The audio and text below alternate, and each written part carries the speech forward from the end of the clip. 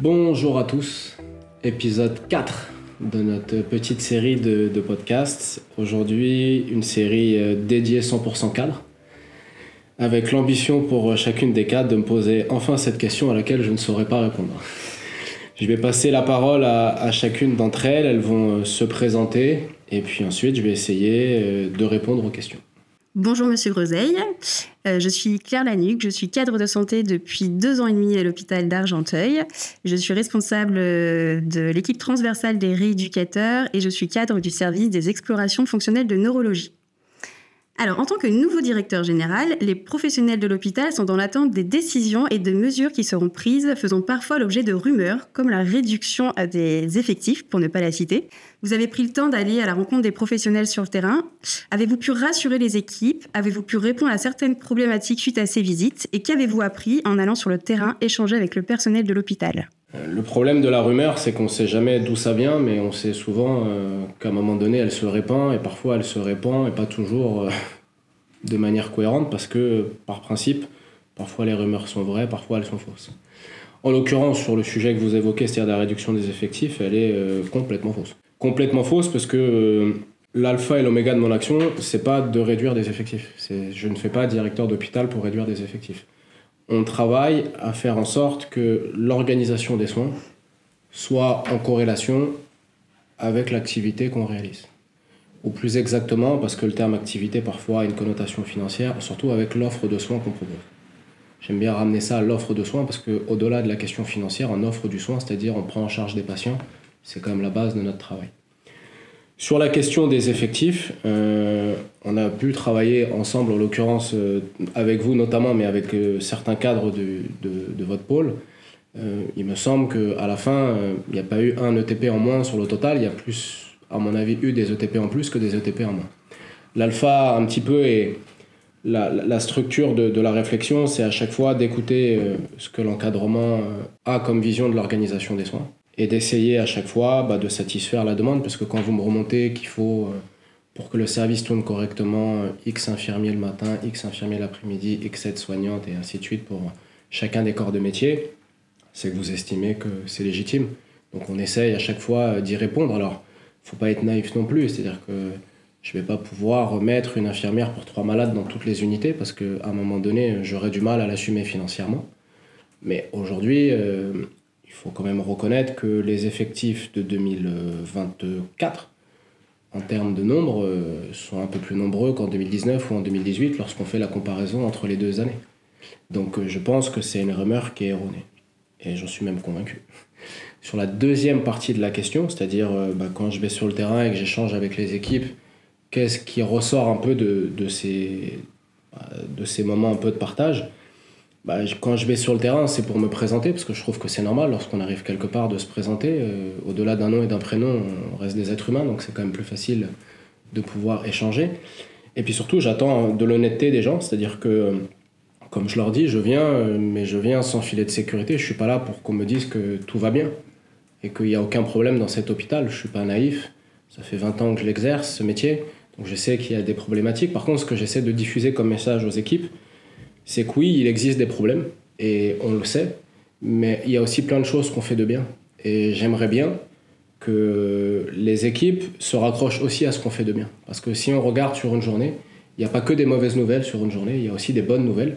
Et que si on veut regarder vers l'avant, je pense qu'il faut qu'on s'appuie un peu sur ce qui fonctionne bien, pour essayer de comprendre pourquoi ça fonctionne bien, et continuer à s'appuyer sur ces choses qui nous permettront à un moment donné de nous sortir un peu de cette désespérance collective qu'on peut entendre parfois sur l'hôpital public. Normalement, il me reste une petite minute, donc je vais pouvoir vous donner mon anecdote par rapport à cette philosophie que j'ai donnée ce matin lorsque je suis allé voir un des services. Alors, beaucoup savent que je suis fan de football, mais je regarde de temps en temps aussi la Formule 1. Et j'ai été frappé lorsque j'ai entendu une interview de Lewis Hamilton, qui est l'un des plus grands champions de ces dernières années dans ce sport. Et il disait que lorsqu'il regardait ses courses, il ne regardait jamais ce qui ne fonctionnait pas bien, il regardait toujours ce qui fonctionnait. Et il expliquait pourquoi. Parce que pour gagner, il gagne parce qu'il s'appuie sur ses forces et pas forcément sur ses faiblesses. Et donc, évidemment, on ne peut pas le dupliquer de manière automatique sur l'hôpital, mais la philosophie, elle, peut se dupliquer. Regardons, valorisons ce qui est bien fait dans notre établissement. Ça a aussi un intérêt, c'est que ça permet de demeurer attractif. Et appuyons-nous sur ce qu'on fait de bien pour essayer, au fil de l'eau, au fil des semaines, au fil des journées, au fil des mois, de résoudre les problèmes auxquels on est confronté et qui évoluent en fonction des semaines et des mois, parce que parfois quelque chose fonctionne bien un jour et puis dysfonctionne après. Donc il faudrait à chaque fois s'adapter. Normalement, j'ai répondu aux deux parties. Oui, merci. Sonia ? Bonjour. Bonjour. Donc du coup, moi je suis Sonia Texera, je suis la cadre des soins intensifs de cardiologie depuis 3 ans. Et du coup, ma question est la suivante, c'est qu'on sait que les cadres ont un rôle important dans l'amélioration continue de la qualité des soins et dans la promotion de la culture sécurité au sein des équipes.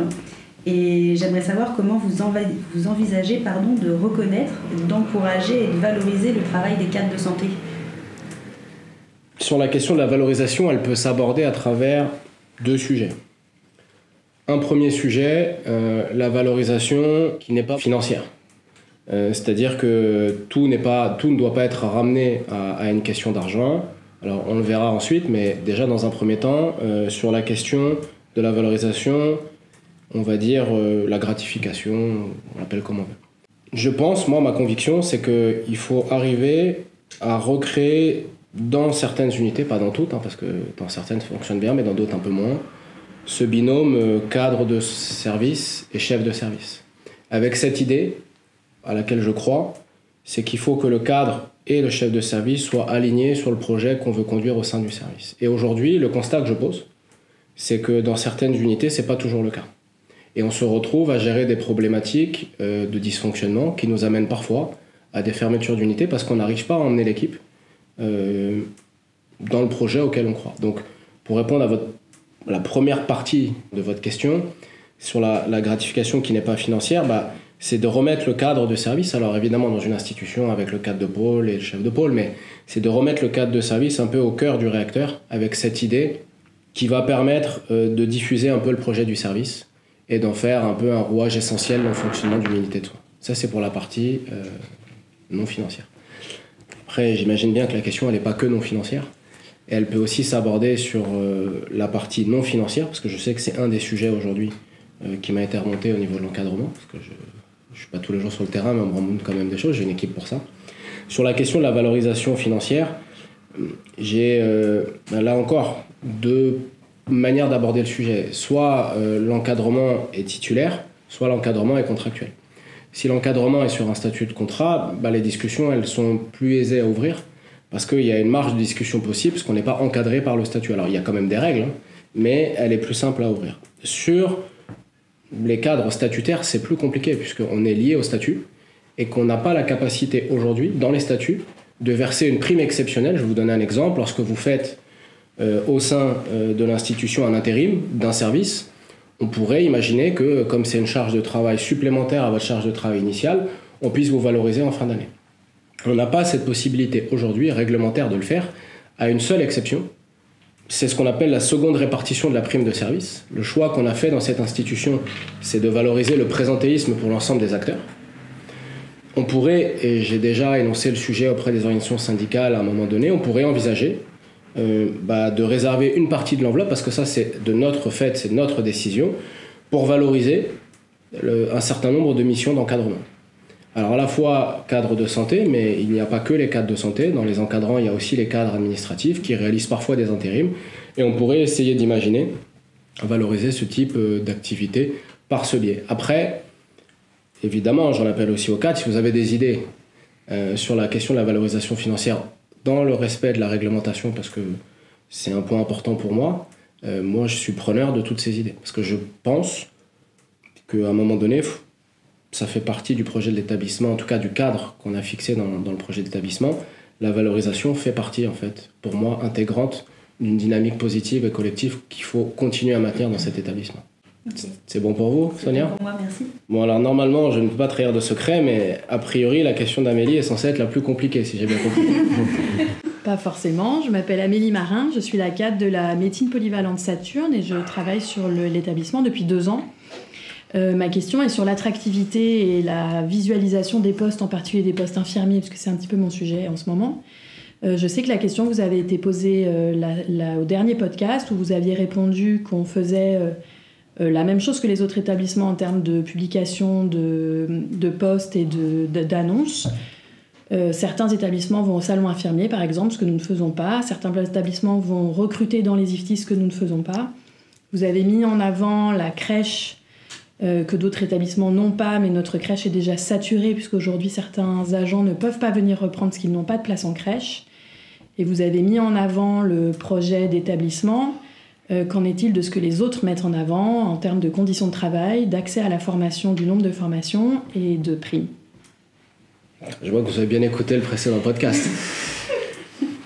Il en ressort que ma réponse n'était pas satisfaisante, alors je vais essayer de la compléter si c'est possible. Vous abordez pas mal de sujets sur la question des annonces. On a eu une discussion hier soir en directoire. Donc pour ceux qui ne connaissent pas, le directoire, c'est une instance où il y a des médecins et l'équipe de direction, et c'est un peu l'instance stratégique de l'établissement. Alors il y a aussi un représentant de la commission des soins infirmiers, en l'occurrence Brigitte Régnier, où on a discuté justement de la question de l'attractivité et des recrutements. Alors ce qu'il en est quand même ressorti, c'est qu'avec la mise en place de MS Staff, que je ne maîtrise pas complètement dans l'énonciation du produit, mais je sais à quoi il sert, il semblerait, en tout cas c'est ce qu'on fait valoir à la fois Madame Régnier et puis l'ensemble des médecins, que le nombre de candidatures, en tout cas la visibilité et la lisibilité de l'établissement sur le sujet soit plus importante. On a quand même un problème, c'est que en termes de lisibilité sur les annonces, on n'est pas top. On a encore parfois des fiches de poste, on va faire remonter écrites à la main.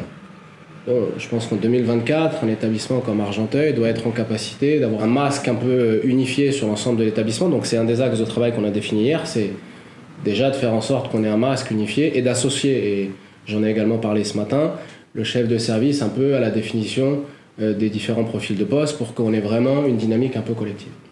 Sur la question des IFSI, je ne me rejoins pas complètement, parce que la réalité, c'est qu'en 2021 et en 2022, le pourcentage des infirmiers sortant de l'IFSI et intégrant le CHA était de 50%.